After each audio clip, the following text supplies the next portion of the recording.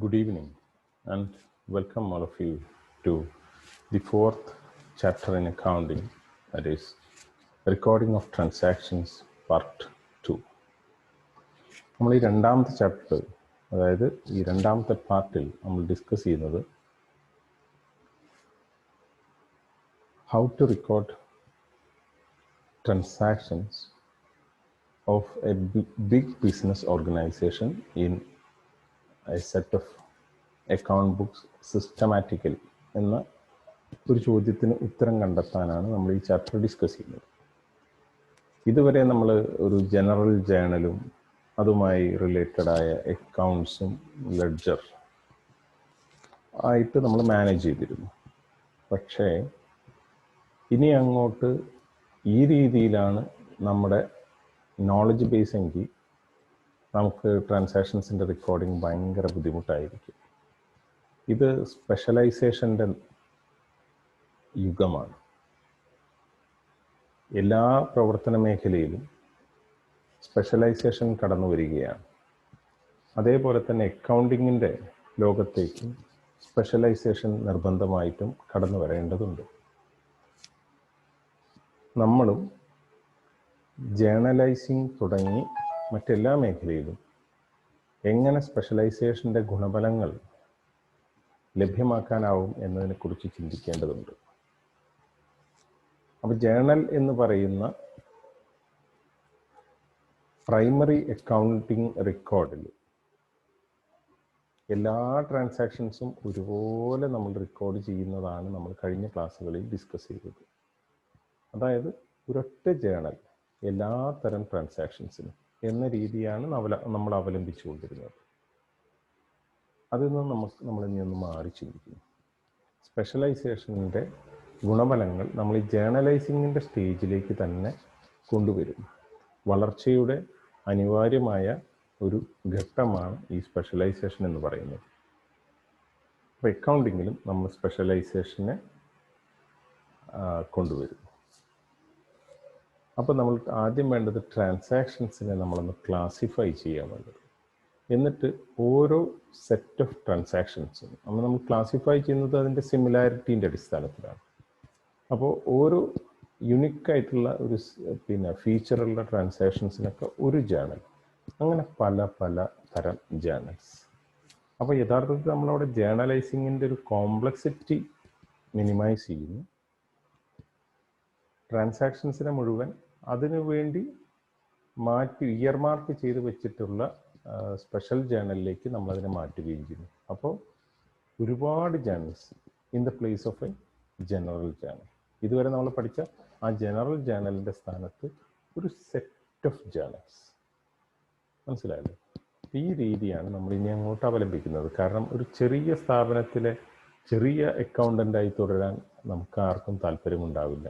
വളർച്ചയുടെ ഭാഗമായി നമ്മൾ എന്ത് ചെയ്യണം? വലിയ വലിയ ഓർഗനൈസേഷനിലെ അക്കൗണ്ട് ബുക്കുകളും അക്കൗണ്ടിങ് രീതികളും നമ്മൾ പരിചയപ്പെടണം. അവിടെ ഉപയോഗിക്കുന്നത് ഒരിക്കലും ഈ ഒരു single journal four entire transaction അല്ല ഉപയോഗിക്കുന്നത്. അവിടെ multiple special journals for the transactions ആണ് അവർ ഉപയോഗിക്കുന്നത്. അപ്പോൾ അതിനെ കുറിച്ചാണ് നമ്മൾ ഈ ക്ലാസ്സുകളിൽ, ഇനി വരാൻ പോകുന്ന ക്ലാസ്സുകളിൽ പരിചയപ്പെടുന്നത്. അതായത് ഇത്തരം വലിയ സ്ഥാപനങ്ങളിൽ ഉപയോഗിക്കുന്ന ഡിഫറെൻ്റ് സ്പെഷ്യൽ ജേർണൽസ് ഏതൊക്കെയാണെന്നും അതിൻ്റെ ഫോർമാറ്റ് എന്താണെന്നും എങ്ങനെയാണ് അതിൽ റെക്കോർഡ് ചെയ്യേണ്ടതെന്നും അങ്ങനെയുള്ള കാര്യങ്ങളാണ് നമ്മൾ ഡിസ്കസ് ചെയ്യാൻ പോകുന്നത്. ഇപ്പോൾ ഒരു ചെറിയ എക്സാമ്പിൾ സ്പെഷ്യലൈസേഷനുമായി ബന്ധപ്പെട്ട് പറഞ്ഞാൽ, കൊമേഴ്സിലെ കുട്ടികളെയും ഹ്യൂമാനിറ്റീസിലെ കുട്ടികളെയും സയൻസിലെ കുട്ടികളെയും ഒറ്റ ക്ലാസ്സിൽ ഇരുത്തിയാൽ എങ്ങനെ ഉണ്ടാവും? അവരെ ഹാൻഡിൽ ചെയ്യുന്നത് എത്രമാത്രം ബുദ്ധിമുട്ടായിരിക്കും. അപ്പോൾ നമ്മൾ എന്ത് ചെയ്യുന്നു? അവരെ വ്യത്യസ്തമായ ക്ലാസ്സുകളിലേക്ക് വിടുന്നു. അപ്പോൾ 10ാം ക്ലാസ് കഴിഞ്ഞതിന് ശേഷം നിങ്ങൾ ഓരോ ബ്രാഞ്ച് ഓഫ് സ്റ്റഡീസിൽ നിങ്ങൾ ഇനി സ്പെഷ്യലൈസ് ചെയ്യാൻ പോവുകയാണ്. അതായത് കുറേ ആളുകൾ കൊമേഴ്സിൽ, കുറേ ആളുകൾ സയൻസിൽ, കുറേ ആളുകൾ ഹ്യൂമാനിറ്റീസിൽ ഒക്കെ നിങ്ങൾ ഇനി സ്പെഷ്യലൈസ് ചെയ്യാൻ പോകുന്നു. അതേപോലെ തന്നെ നമ്മൾ ഈ ട്രാൻസാക്ഷൻസിനെയും വ്യത്യസ്തമായ ക്ലാസ്സുകളിൽ കൊണ്ടുപോയിരുത്തുന്നു. അപ്പോൾ ക്ലാസ്സുകളുടെ പേര് ഇനി അങ്ങോട്ട് കേൾക്കാൻ പോകുന്നത് ക്യാഷ് ബുക്ക് എന്നും, അതേപോലെ പേർച്ചേസസ് ഡേ ബുക്ക് എന്നും, സെയിൽസ് ഡേ ബുക്ക് എന്നും, പർച്ചേസസ് റിട്ടേൺസ് ഡേ ബുക്ക് എന്നും, സെയിൽസ് റിട്ടേൺസ് ഡേ ബുക്ക് എന്നും ഒക്കെ ആയിരിക്കും ഇനി അങ്ങോട്ട് ആ ക്ലാസ്സുകളുടെ പേര്. അപ്പോൾ ക്ലാസ്സുകളിലേക്ക് ഒരു പൊതു സ്വഭാവത്തിൻ്റെ അടിസ്ഥാനത്തിലാണ് കുട്ടികളെ മാറ്റിയിരുത്തുന്നത് എന്ന പോലെ തന്നെ ട്രാൻസാക്ഷൻസിനെ നമ്മൾ ഈ സ്പെഷ്യൽ ജേണൽസിലേക്ക് കൊണ്ടുപോയി ഇരുത്തുന്നത് അതിൻ്റെ യുണിക്കായ ചില പ്രത്യേകതകൾ, തനിമയുള്ള ചില പ്രത്യേകതകളുടെ അടിസ്ഥാനത്തിലാണ് എന്ന് മനസ്സിലാക്കുക. അപ്പോൾ നമ്മളിനി നേരിട്ട് നമ്മുടെ ക്ലാസ്സിലേക്ക് കിടക്കുന്നു.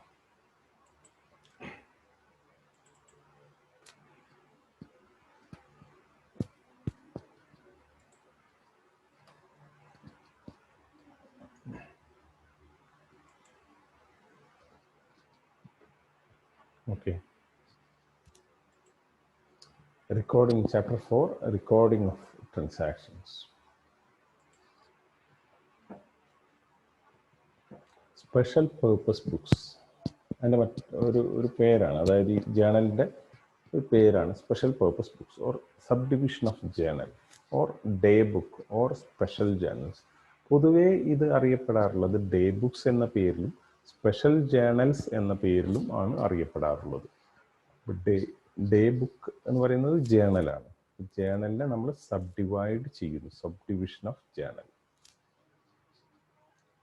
Day books. മുകളിൽ പറഞ്ഞതെല്ലാം ഒന്ന് തന്നെയാണെന്ന് ഓർക്കുക. Journal is divided into many subsidiary books. Separate journals for similar nature, അതായത് ഒരേ സ്വഭാവമുള്ള ട്രാൻസാക്ഷൻസിന് ഒറ്റ ബുക്ക്, അങ്ങനെ വ്യത്യസ്തമായ സെപ്പറേറ്റ് ആയിട്ടുള്ള journals. Journalizing and posting become easier. സ്പെഷ്യലൈസേഷൻ്റെ ഒരു പേർപ്പസ് തന്നെ എന്താണ്? കാര്യങ്ങൾ കുറെ കൂടി ഈസി ആക്കുക എന്നുള്ളതാണ്. സോ ജേണലൈസിങ്ങും പോസ്റ്റിങ്ങും കുറെ കൂടി ഈസി ആവും നമ്മൾ ഈ ഒരു മെത്തേഡ് അവലംബിക്കുകയാണെങ്കിൽ എന്ന് മനസ്സിലാക്കുക. Advantages off day books. എന്തൊക്കെയാണ് ഡേ ബുക്കിൻ്റെ അഡ്വാൻറ്റേജസ്? Division of work. ജോലി നമുക്ക് ഡിവൈഡ് ചെയ്യാനാവും. നമ്മൾ ഒരു ജോലിയെ സബ് ഡിവൈഡ് ചെയ്ത് കഴിഞ്ഞാൽ വ്യത്യസ്ത ആളുകൾക്ക് അത് അസൈൻ ചെയ്ത് കൊടുക്കാൻ സാധിക്കും. മറ്റത് മുഴുവൻ ജോലിയും ഒരു വ്യക്തി ചെയ്യുക എന്നതാണ് നമ്മൾ ഇതിൻ്റെ മുന്നേ പഠിച്ച ജേണലിൻ്റെ അല്ലെങ്കിൽ ജേണലൈസിങ്ങിൻ്റെ പ്രത്യേകത. പക്ഷേ ഇവിടെ നമ്മൾ സ്പെഷ്യൽ ജേണൽസ് മെയിൻറ്റെയിൻ ചെയ്യുമ്പോൾ ഇപ്പം നേരത്തെ പറഞ്ഞ നമ്മൾ എക്സാമ്പിൾ പറഞ്ഞ പോലെ തന്നെ ക്യാഷ് ബുക്ക് ഒരു അക്കൗണ്ടൻറ്റിന്, ഇപ്പം 3 അക്കൗണ്ടൻസ് ഇരിക്കുന്നുണ്ടല്ലോ, അതിൽ ഒരാൾ ക്യാഷ് ബുക്ക് ആയിരിക്കും ഹാൻഡിൽ ചെയ്യുന്നത്. അടുത്ത ആൾ എന്താണ് ഹാൻഡിൽ ചെയ്യുന്നത്? Purchases day book. അതിനടുത്ത ആൾ സ്പെഷ്യൽ സെയിൽസ് ഡേ ബുക്ക് എന്ന സ്പെഷ്യൽ ജേണലാണ് ഹാൻഡിൽ ചെയ്യുന്നത്. അപ്പം അങ്ങനെ division of work is possible. It leads to specialization. രണ്ടാമത്തെ അഡ്വാൻറ്റേജ് സ്പെഷ്യലൈസേഷനിലേക്ക് അത് വഴിയൊരുക്കുന്നു. Because these accountants specialized in their assigned activities. ഒരു നിശ്ചിത കാലം കഴിഞ്ഞ് കഴിഞ്ഞാൽ അവരെന്ത് ചെയ്യും? അവരുടെ വർക്കിൽ സ്പെഷ്യലിസ്റ്റായി മാറും. അവരവരുടെ ജോലി സ്പെഷ്യലൈസ് ചെയ്യും, ജോലിയിൽ സ്പെഷ്യലൈസ് ചെയ്യും. They will become experts in future. ഭാവിയിൽ ആ ജോലിയിൽ അവർ എക്സ്പേർട്സായി മാറും. They will become masters. Availability of information without delay. ഇപ്പോൾ പെട്ടെന്ന് ഒരാളോട് ഇന്നത്തെ മൊത്തം ക്യാഷ് എത്ര ഇൻഫ്ലോ ഉണ്ട്, ക്യാഷ് ബാലൻസ് എത്രയാണ് എന്നൊക്കെ ചോദിച്ചു കഴിഞ്ഞാൽ ഇയാൾ കൃത്യമായി അത് ആൻസർ ചെയ്യും, ആദ്യത്തെ ആൾ. രണ്ടാമത്തെ ആളോട് ഇന്നത്തെ ടോട്ടൽ പർച്ചേസസ് എത്ര എന്ന് ചോദിച്ചാൽ അയാൾ ആൻസർ ചെയ്യും. മറ്റേ ആളോട് ടോട്ടൽ സെയിൽസ് എത്ര എന്ന് ചോദിച്ചാൽ അയാൾ കറക്റ്റായിട്ട് ആൻസർ ചെയ്യും. Reduce the chances of errors. മിസ്റ്റേക്കിനുള്ള സാധ്യതകൾ കുറയുന്നു. നമ്മൾ നേരത്തെ പറഞ്ഞ പോലെ തന്നെ പ്രധാനപ്പെട്ട ഡേ ബുക്സ് ഏതൊക്കെയാണ്? Cash book. It is meant for recording cash transactions. Cash transaction record ചെയ്യാനുള്ള ബുക്കാണ്. നമ്മളിതിൻ്റെ തൊട്ട് മുന്നത്തെ ക്ലാസ്സിൽ ബാങ്കിങ് ട്രാൻസാക്ഷൻസ് ഒക്കെ ഡിസ്കസ് ചെയ്ത് ഓർക്കുന്നുണ്ടാവുമല്ലോ.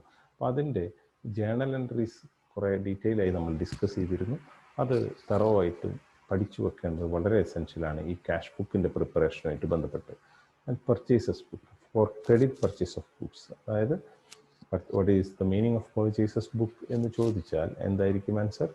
It is a special journal meant for recording credit purchase of goods. പ്രത്യേകം ഓർക്കുക, പർച്ചേസസ് ഡേ ബുക്കിൽ നമ്മൾ റെക്കോർഡ് ചെയ്യുന്നത് ക്രെഡിറ്റ് പർച്ചേസ് ഓഫ് ഗുഡ്സ് മാത്രമാണ്.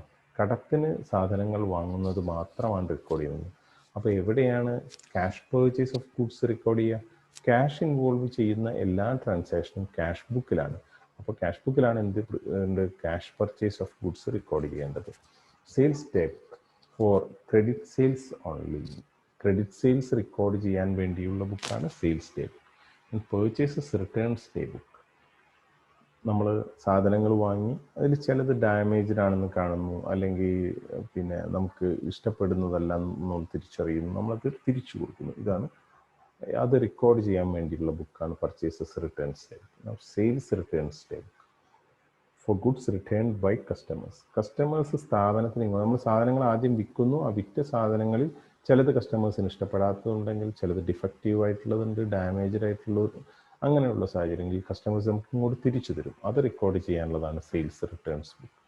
Bills receivable book for bills received from customers. അതിപ്പോൾ നിങ്ങൾ പറഞ്ഞിട്ട് നിങ്ങൾക്ക് ഡീറ്റെയിൽ ആയി പറഞ്ഞിട്ട് കാര്യമില്ല, അത് നമ്മൾ ആ ഒരു ചാപ്റ്റർ തന്നെ ഡിസ്കസ് ചെയ്യാണ്ട് ആ സമയത്ത് നമ്മൾ ഡീറ്റെയിൽ ആയിട്ട് ഡിസ്കസ് ചെയ്യും. Bills payable book for bills issued to suppliers. Bills എന്ന് പറയുന്നത് it's kind of credit instrument, ഒരു ചെക്ക് പോലെയുള്ള ഒരു പിന്നെ കൈമാറ്റത്തിനെ സുഗമമാക്കുന്ന ഒരു പിന്നെ ഒരു ഇൻസ്ട്രുമെൻ്റാണ് ബിൽസ് റിസീവബിളും ബിൽസ് പേയബിളും എന്ന് പറയുന്നത്. ബിൽസ് റിസീവബിൾ എന്ന് പറയുമ്പോൾ നിങ്ങൾ ക്യാഷ് റിസീവബിൾ എന്നുള്ള രീതിയിലെടുക്കുക, ക്യാഷ് അതിൻ്റെ മുകളിൽ കിട്ടാനുണ്ട്. ബിൽസ് പേയബിൾ എന്ന് പറയുമ്പോൾ അതിൻ്റെ മുകളിൽ ക്യാഷ് കൊടുക്കാനുണ്ട് എന്ന് തൽക്കാലം മനസ്സിലാക്കി നോക്കുക. Journal proper for all other transactions. ഇനി ഇതിലൊന്നും മുകളിലുള്ള 7 സ്പെഷ്യൽ ജേണലിലും ഉൾപ്പെടാത്ത ട്രാൻസാക്ഷൻസ് റെക്കോർഡ് ചെയ്യാനുള്ളതാണ് ജേണൽ പ്രോപ്പർ. നമ്മൾ നോക്കുകയാണെങ്കിൽ ആളുകളുടെ ഇടയിലും അങ്ങനെ ഉണ്ടാവില്ല. ചില ആളുകൾ ഒരു പ്രത്യേക ഗണത്തിൽ നമുക്ക് ഉൾപ്പെടുത്താൻ പറ്റില്ല. ഒരു 3-4 ആളുകൾ അങ്ങനെ സ്പെഷ്യൽ ക്യാരക്ടറിസ്റ്റിക്സ് ഉള്ള 3-4 ആൾക്കാരുണ്ടാവും. അപ്പോൾ അവരെ കൊണ്ടുപോയി ഇരുത്താനുള്ള സ്ഥലമാണ് ജേണൽ പ്രോപ്പർ. ഈ മുകളിൽ പറഞ്ഞ ഒരു ട്രാൻസാക്ഷൻ്റെ ഗണത്തിലും പെടാത്ത ട്രാൻസാക്ഷൻ ഇരുത്താനുള്ളതാണ് ജേണൽ പ്രോപ്പർ. അപ്പോൾ എന്താണ് journal proper? It's A special journal maintained in the business concern for recording all transactions which cannot be recorded in any other special journal. മറ്റൊരു സ്പെഷ്യൽ ജേണലിലും റെക്കോർഡ് ചെയ്യാൻ പറ്റാത്ത ട്രാൻസാക്ഷൻസ് റെക്കോർഡ് ചെയ്യാനുള്ളതാണ് journal proper. നമ്മളിപ്പോൾ ഏതൊക്കെ പഠിച്ചു? 8 സ്പെഷ്യൽ ജേണൽസ് പഠിച്ചു. ഏതൊക്കെയാണത്? First one cash book. അത് തന്നെ പലതരത്തിലുള്ള ക്യാഷ് ബുക്ക് ഉണ്ട്. Single column, double column and petty cash book. 3 തരത്തിലുള്ള ക്യാഷ് ബുക്ക് നിങ്ങൾക്ക് പഠിക്കാനുണ്ട് ഈ വർഷം. പേർച്ചേസസ് ബുക്ക്, മറ്റതിനൊന്നും ക്ലാസിഫിക്കേഷൻസ് ഇല്ല, അതൊന്നും മാത്രമേ ഉള്ളൂ. Purchases book, sales book, purchases returns book, sales returns book, bills receivable book, bills payable book and journal proper. നമ്മൾ ക്യാഷ് ബുക്കിലേക്ക് കിടക്കുന്നു. എന്തിനുള്ളതാണ് ക്യാഷ് ബുക്ക് എന്ന് പരിശോധിക്കാം. To record all transactions, all cash transactions. എല്ലാ ക്യാഷ് ട്രാൻസാക്ഷൻസും റെക്കോർഡ് ചെയ്യണം. Cash എന്നുള്ള ഒരു എലിമെൻറ്റ് ഇൻവോൾവ് ചെയ്തിട്ടുള്ള എല്ലാ ട്രാൻസാക്ഷനും റെക്കോർഡ് ചെയ്യാനുള്ളതാണ് cash book. It includes currency notes, coins, bank drafts and checks.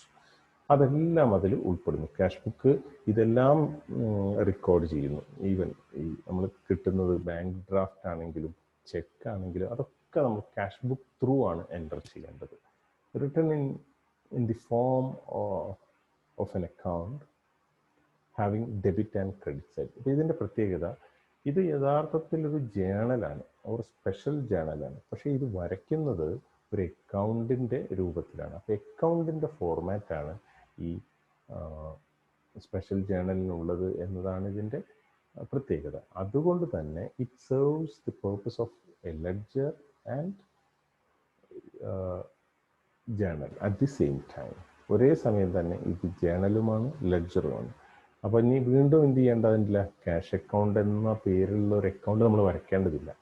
അപ്പോൾ ഒരേപോലെ ഇത് അക്കൗണ്ടുമാണ് ജേണലുമാണ്, ലെഡ്ജറുമാണ് ജേണലുമാണ്. Not necessary to open a separate cash account in the ledger. ലെഡ്ജറിൽ അത് വരയ്ക്കേണ്ട ആവശ്യമില്ല. കാരണം ഇതിൻ്റെ രൂപം തന്നെ ജേണലാണെങ്കിലും ഇതിൻ്റെ രൂപം തന്നെ എന്താണ്, അക്കൗണ്ടിൻ്റേതാണ്. Both journal and ledger. ഒരേ സമയം ജേണലുമാണ് ലെഡ്ജറാണ്. ഇനി എന്തൊക്കെ തരത്തിലുള്ള ക്യാഷ് ബുക്കാണുള്ളത് നോക്കൂ. Single column cash book, double column cash book. അതിൻ്റെ എന്തൊക്കെയാണ് ഡബിൾ കോളംസ് ഏതൊക്കെയാണ്? Cash and bank. Triple column cash book, cash, bank and discount, petty cash book. അപ്പോൾ ഈ വർഷം നിങ്ങൾക്ക് പഠിക്കാനുള്ളത് മൂന്നാമത്തെ ഒഴികെ ബാക്കിയൊക്കെ പഠിക്കണം. Single column cash book, double column cash book, petty cash book പഠിക്കാനുള്ളതാണ്. Single column cash book, only one amount column on both sides. രണ്ട് വശങ്ങളിലും ഒറ്റ എമൗണ്ട് കോളമുള്ളൂ. സാധാരണ ഒരു അക്കൗണ്ട് പോലെ തന്നെ. Similar to ledger account. Debit side is meant for receipts of cash and credit side is meant for payment of cash. അപ്പോൾ debit സൈഡിൽ നമ്മൾ എഴുതാറുള്ളത് ക്യാഷ് റിസീവ് ചെയ്യുന്നതുമായി ബന്ധപ്പെട്ട ട്രാൻസാക്ഷൻസ് ആണ്. അതേസമയം ക്രെഡിറ്റ് സൈഡിൽ നമ്മൾ എഴുതേണ്ടത് പേയ്മെൻറ്റ് ഓഫ് ക്യാഷുമായി ബന്ധപ്പെട്ട ട്രാൻസാക്ഷൻസ് ആണ്. This is A format of single column cash book. See the columns: date, particulars, what is RN, ഒരു താഴെ ഇരിക്കുന്നത് റെസീപ്റ്റ് നമ്പർ. LF നിങ്ങൾക്കറിയാം, ലെഡ്ജർ ഫോളിയോ. കാരണം ഇത് അക്കൗണ്ടിൻ്റെ രൂപമൊക്കെ ആണെങ്കിലും actually it is a special ജേണലാണിത്. അതുകൊണ്ട് തന്നെ നമ്മൾ പിന്നെ ലെഡ്ജറിൻ്റെ പേജ് നമ്പറാണ് എഴുതുന്നത്. ദെൻ എമൗണ്ട് അഗെയിൻ അത് റിപ്പീറ്റ് ചെയ്യും. ഇനി പെർട്ടിക്കുലേഴ്സിൻ്റെ കുളത്തിൽ ഇത് ഹെഡിങ് ആണ്, റെസീപ്റ്റ്സ് മുകളിലേക്ക് എഴുതുക. ഇവിടെ ഈ ഭാഗത്ത് എഴുതുന്ന റെസീപ്റ്റ് എന്ന് കാണിക്കാനാണ് ഇതിൻ്റെ മിഡിലേക്ക് എഴുതിയിട്ടുള്ളത്. ഇവിടെ റെസീപ്റ്റ്സ് എന്ന് എഴുതാൻ മതി, ഇവിടെ പേയ്മെൻറ്റ്സ് എന്ന് എഴുതുക. അപ്പോൾ ഇവിടെ എന്തിൻ്റെ റെസീപ്റ്റാണ്? റെസീപ്റ്റ് എനിക്ക് റിസീവ് ചെയ്യുക, കിട്ടുക, സ്വീകരിക്കുക എന്നൊക്കെയാണ് അർത്ഥം. എന്ത് റിസീവ്? ക്യാഷ് റിസീവ് ചെയ്യുന്നുണ്ടെങ്കിൽ അതിവിടെ എഴുതുക, ക്യാഷ് പേയ്മെൻറ്റ് നടത്തുന്നുണ്ടെങ്കിൽ അതിവിടെയും എഴുതുക. ഇനി ഇത് എന്തുകൂടി അക്കോമഡേറ്റ് ചെയ്യുന്നു? പേയ്മെൻറ്റ് ബൈ ചെക്ക് അതുകൂടി അക്കോമഡേറ്റ് ചെയ്യുന്നുണ്ട് നമ്മുടെ സിംഗിൾ കോളം. അക്കോമഡേറ്റ് ചെയ്യാൻ അതുകൂടി നമുക്കിതിൽ റെക്കോർഡ് ചെയ്യാൻ പറ്റും. It must be recorded in the cash book as it is the book of original entry for bank transactions also. അപ്പോൾ സിംഗിൾ കോളം ക്യാഷ് ബുക്കിൽ നമ്മൾ എന്തെഴുതാനുള്ള സാധ്യതയും തുറന്നു വെക്കണം, നമ്മൾ ബാങ്കിങ് ട്രാൻസാക്ഷൻസ് എഴുതാനുള്ള സാധ്യതയും തുറന്നു വെക്കണം. പക്ഷേ നമ്മൾ ചില അസംഷൻസിൻ്റെ ചില പ്രത്യേക പ്രാക്ടീസസ് അവിടെ സ്വീകരിക്കേണ്ടതുണ്ട്. അപ്പോൾ ഈ ബാങ്കിങ് ട്രാൻസാക്ഷൻ വരുന്ന സമയത്ത് മാത്രം കേട്ടോ, അല്ലാത്ത സാഹചര്യങ്ങളിൽ അതിൻ്റെ ആവശ്യമില്ല, സാധാരണ പോലെ എഴുതാം. It must be record in the cash book as it is book of original entry for bank transactions also. Bank ട്രാൻസാക്ഷൻസും എഴുതണം. It does not affect cash balance. പക്ഷെ അത് ക്യാഷ് ബാലൻസിന് സ്വാധീനിക്കുന്നില്ല, ബാങ്ക് ബാലൻസിനല്ലേ സ്വാധീനിക്കുന്നുള്ളൂ. Such payments are assumed to have been made from the business after withdrawing cash from bank. ഇത് പിന്നെ ഇങ്ങനെയുള്ള പേയ്മെൻറ്റ്സ് ഒക്കെ എങ്ങനെയാണ് നമ്മൾ അസ്യൂം ചെയ്യേണ്ടത്? നമ്മൾ അതായത് ഇപ്പോൾ ഒരാൾക്ക് ചെക്ക് കൊടുത്തു എന്ന് പറയുമ്പോൾ നമ്മൾ ആദ്യം മനസ്സിലാക്കുക, നമ്മൾ ബാങ്കിൽ നിന്നും ക്യാഷ് വിഡ്രോ ചെയ്ത് കസ്റ്റമർക്ക് ക്യാഷ് കൊടുക്കുന്നു എന്ന രീതിയിൽ വേണം കണക്കാക്കാൻ. അല്ലാതെ നേരെ ബാങ്ക് ബാലൻസ് കുറയ്ക്കാൻ നമുക്ക് സാധിക്കില്ല. എന്നാൽ പേയ്മെൻറ്റ് ബൈ ചെക്കുമായിട്ട് ബന്ധപ്പെട്ടാണ് പറയുന്നത്. അപ്പോൾ ഒരാൾക്ക് നമ്മൾ ചെക്ക് കൊടുക്കുകയാണ്, രാജൻ എന്ന് പറയുന്ന ആൾക്ക് ചെക്ക് നമ്മൾ കൊടുക്കുന്നു, ചെക്ക് ഇഷ്യൂ ടു രാജൻ. ആ സമയത്ത് നമ്മൾ മനസ്സിലാക്കേണ്ടത്, രാജന് ചെക്ക് കൊടുക്കുമ്പോൾ രാജൻ ആ ചെക്ക് ബാങ്കിൽ കൊണ്ടുപോയി കൊടുക്കുകയും ബാങ്കിൽ നിന്ന് ക്യാഷ് വിഡ്രോ ചെയ്യുകയാണ് ചെയ്യുക. പക്ഷേ ഇവിടെ ഇങ്ങനെയൊരു ട്രാൻസാക്ഷൻ വന്നാൽ നമ്മൾ മനസ്സിലാക്കേണ്ടത്, ആദ്യം നമ്മൾ ബാങ്കിൽ നിന്ന് ക്യാഷ് വിഡ്രോ ചെയ്ത് പിന്നീട് അത് രാജന് കൊടുത്തു എന്നാണ്. ബാങ്കിൽ നിന്ന് ക്യാഷ് വിഡ്രോ ചെയ്യുമ്പോൾ cash account debtor to bank account, cash withdrawn from bank. പിന്നീട് അത് രാജന് കൊടുത്തു. രാജന് കൊടുക്കുന്ന സമയത്ത് Rajan account debtor to cash account, cash നമ്മുടെ അടുത്ത് നിന്ന് പോകുന്നു. യഥാർത്ഥത്തിൽ ബിസിനസ്സിലേക്ക് ക്യാഷ് വരികയും പോവുകയും ഒന്നും ചെയ്യുന്നില്ല. പക്ഷെ നമ്മുടെ അസംഷൻ സിംഗിൾ കോളം ക്യാഷ് ബുക്കാണ് നമ്മൾ നമ്മുടെ സ്പെഷ്യൽ ജേണലിൽ ആ ഒരു മെത്തേഡാണ് ഫോളോ ചെയ്യുന്നതെങ്കിൽ, ഡബിൾ കോളം അല്ല സിംഗിൾ കോളം ക്യാഷ് ബുക്കാണ് നമ്മൾ വരയ്ക്കുന്നതെങ്കിൽ ഈ ഒരു അസംഷൻ നമ്മൾ സ്വീകരിച്ചേ പറ്റും. ഒരാൾക്ക് ചെക്ക് കൊടുക്കുമ്പോൾ നമ്മൾ മനസ്സിലാക്കുക, ആദ്യം ക്യാഷ് നമ്മൾ ബാങ്കിൽ നിന്ന് വിഡ്രോ ചെയ്യുന്നതായും പിന്നീട് ആ ക്യാഷ് എടുത്ത് ആ ആൾക്ക് കൊടുക്കുന്നതായും വേണം കണക്കാക്കാൻ. എന്നിട്ട് 2 ജേണൽ എൻട്രി പാസ് ചെയ്യണം. ഈ അടുത്ത കേസ് നോക്കൂ, ഡയറക്റ്റ് ഡിപ്പോസിറ്റ് ബൈ കസ്റ്റമേഴ്സ്. ഇപ്പോൾ ചിലപ്പോൾ കസ്റ്റമേഴ്സ് അവരുടെ സൗകര്യാർത്ഥം നമുക്ക് കാശ് തരാതെ നമ്മുടെ ബാങ്ക് അക്കൗണ്ടിൽ കൊണ്ടുപോയിട്ട് ക്യാഷ് ഡിപ്പോസിറ്റ് ചെയ്യും. ആ സാഹചര്യത്തിൽ എന്ത് വേണം കണക്കാക്കാൻ? മറ്റൊന്നുമല്ല, നമുക്ക് ആദ്യം ആ കസ്റ്റമർ ക്യാഷ് നമുക്ക് തരുന്നു എന്നും എന്നിട്ട് നമ്മൾ ആ ക്യാഷ് എടുത്ത് ബാങ്കിൽ കൊണ്ടുപോയി ഇടുന്നു എന്നും വേണം കണക്കാക്കാൻ. മനസ്സിലായല്ലോ? It must be recorded in the cash book as it is the book of original entry for bank transactions also. അപ്പോൾ അത് ബാങ്കിങ് ട്രാൻസാക്ഷൻ കൂടി ഇതിൽ നമ്മൾ ഉൾപ്പെടുത്തിയേ പറ്റൂ. It doesn't affect cash balance. Cash ബാലൻസിനെ സ്വാധീനിക്കുന്നില്ല, നിങ്ങൾക്കറിയാം. കാരണം ബിസിനസ്സിലേക്ക് ക്യാഷ് വരികയും പോവുകയും ഒന്നും ചെയ്യുന്നില്ല. Such receipts are assumed that it is received from the customer and then deposited into bank by us. ഇവിടെ എങ്ങനെ വേണം കണക്കാക്കാൻ? കസ്റ്റമറുടെ അടുത്ത് നമ്മൾ വാങ്ങുന്നു, എന്നിട്ട് അതെടുത്ത് ആ ക്യാഷ് എടുത്ത് നമ്മൾ ബാങ്കിൽ ഡിപ്പോസിറ്റ് ചെയ്യുന്നു. ഡയറക്റ്റ് ഡിപ്പോസിറ്റ് ബൈ കസ്റ്റമേഴ്സ് നോക്കൂ. Mister Tom deposited an amount in our bank account. Tom എന്ന് പറയുന്ന ആൾ നമ്മുടെ ബാങ്ക് അക്കൗണ്ടിൽ ക്യാഷ് ഇടുന്നു. So entry is cash account debtor to Tom account. ആദ്യം ടോമിൻ്റെ അടുത്ത് കാശ് കിട്ടി, ദെൻ ആ ക്യാഷ് എടുത്ത് നമ്മൾ ബാങ്കിലിടുന്നു. Bank account debtor to cash account. ഈ 2 ട്രാൻസാക്ഷനായിട്ട് അസ്യൂം ചെയ്യാം. അടുത്തൊരു അങ്ങനെ 3 കേസാണ് നമുക്ക് പ്രത്യേകമായി എടുത്ത് നോക്കേണ്ടത്. ബാക്കിയൊക്കെ സിമ്പിളാണ്. Cash withdrawn from bank for personal use. ബാങ്കിൽ നിന്ന് നമ്മുടെ ഉടമസ്ഥൻ്റെ വ്യക്തിപരമായ ആവശ്യത്തിന് വേണ്ടി ക്യാഷ് വിഡ്രോ ചെയ്യുന്നു. അപ്പോൾ ആ സമയത്ത് നമ്മൾ ശ്രദ്ധിക്കേണ്ട കാര്യം, ആദ്യം ബിസിനസ്സിലേക്ക് ക്യാഷ് എത്തുകയും പിന്നീട് ആ ക്യാഷ് എടുത്ത് നമ്മുടെ ഓണർ അയാളുടെ പേഴ്സണൽ ആവശ്യത്തിന് ഉപയോഗിക്കുകയും ചെയ്യുന്നു എന്നാണ്. അല്ലെങ്കിൽ അയാൾ പിന്നെ ക്യാഷ് അയാൾ വിഡ്രോ ചെയ്യുന്നു, അയാളുടെ വ്യക്തിപരമായ ആവശ്യത്തിന് വേണ്ടി ഉപയോഗിക്കാൻ വേണ്ടി വിഡ്രോ ചെയ്യുന്നു എന്ന് വേണം കണക്കാക്കാൻ. അപ്പോൾ ആദ്യം ബാങ്കിൽ നിന്ന് ക്യാഷ് നമുക്ക് ഇങ്ങോട്ട് വരണം. So cash account debtor to bank account, cash withdrawn from bank. Then proprietor cash withdraw ചെയ്യുന്നു. Drawings account debtor to cash account ആണ് എൻട്രി. Points to remember. ഈ cash book prepare, single column cash book prepare ചെയ്യുമ്പോൾ ശ്രദ്ധിക്കാനുള്ള കാര്യങ്ങൾ. Cash book is just like a cash account. ഒന്ന്, cash book cash account പോലെ തന്നെയാണ്. Opening balance of cash entered on the debit side of cash book as balance brought down. Cash account വരയ്ക്കുക അല്ലെങ്കിൽ cash book വരയ്ക്കുമ്പോൾ debit സൈഡിൽ നമ്മൾ balance brought down എന്ന് opening balance എഴുതി ചേർക്കണം. Receipt side is always more than or equal to payment side. അപ്പോൾ ഒരിക്കലും ക്രെഡിറ്റ് സൈഡ് കൂടില്ല. ഈ ഒരു ക്യാഷ് ബുക്കിൻ്റെ പ്രത്യേകതയാണ്. പിന്നെ ഒരു കാരണവശാലും ക്രെഡിറ്റ് സൈഡ് കൂടില്ല. എപ്പോഴും ഡെബിറ്റ് സൈഡ് ആയിരിക്കും കൂടുതൽ, അല്ലെങ്കിൽ 2 സൈഡും ഈക്വൽ ആയിരിക്കും. അതിൻ്റെ റീസൺ എന്താ? No one can spend more than they receive. ആർക്കും തന്നെ അവർക്ക് കിട്ടുന്നതിനേക്കാളും കൂടുതൽ ചിലവാക്കാൻ സാധിക്കില്ല. അപ്പോൾ നമ്മൾ ക്യാഷ് ബുക്കിൻ്റെ ഡെബിറ്റ് സൈഡ് ഒന്ന് അനലൈസ് ചെയ്യുമ്പോൾ നമുക്ക് മനസ്സിലാവും നമുക്ക് കിട്ടിയതാണ്, ക്യാഷ് കിട്ടിയതാണ്. റിസീറ്റ് സൈഡ് എന്നാണ് ഡെബിറ്റ് സൈഡിനെ വിളിക്കുന്നത്. ക്യാഷ് കിട്ടിയതാണ്. ക്രെഡിറ്റ് സൈഡ് നോക്കുമ്പോൾ പേയ്മെൻറ്റ് സൈഡിലാണ്. പേയ്മെൻറ്റ്സ് അവിടെ എന്താണുള്ളത്? നമ്മൾ കാശ് കൊടുക്കുന്നത്. അപ്പോൾ നമുക്കുള്ളതിലും കൂടുതൽ ഒരിക്കലും കൊടുക്കാനാവില്ലല്ലോ. അപ്പോൾ അതുകൊണ്ടാണ് ഡെബിറ്റ് സൈഡ് ആയിരിക്കും എപ്പോഴും അധികം. അല്ലെങ്കിൽ ചിലപ്പോൾ നമ്മൾ എന്ത് ചെയ്യും, നമ്മുടെ കയ്യിലുള്ളത് മുഴുവൻ ചിലപ്പോൾ കൊടുത്തേക്കാം. അപ്പോൾ 2 സൈഡും ഈക്വൽ ആയിരിക്കും. Difference between debit side and credit side totals will be written on the credit side as balance carry down. 2 side നമ്മളുടെ വ്യത്യാസം നമ്മുടെ കയ്യിൽ അവസാനമുള്ള ക്ലോസിംഗ് ബാലൻസ് ഓഫ് ക്യാഷ് ആണ്. അത് നമ്മൾ ക്രെഡിറ്റ് സൈഡിൽ ബാലൻസ് ക്യാരി ഡൗൺ എന്ന പേരിൽ നമ്മൾ എഴുതി ചേർക്കുന്നു. ഓക്കെ,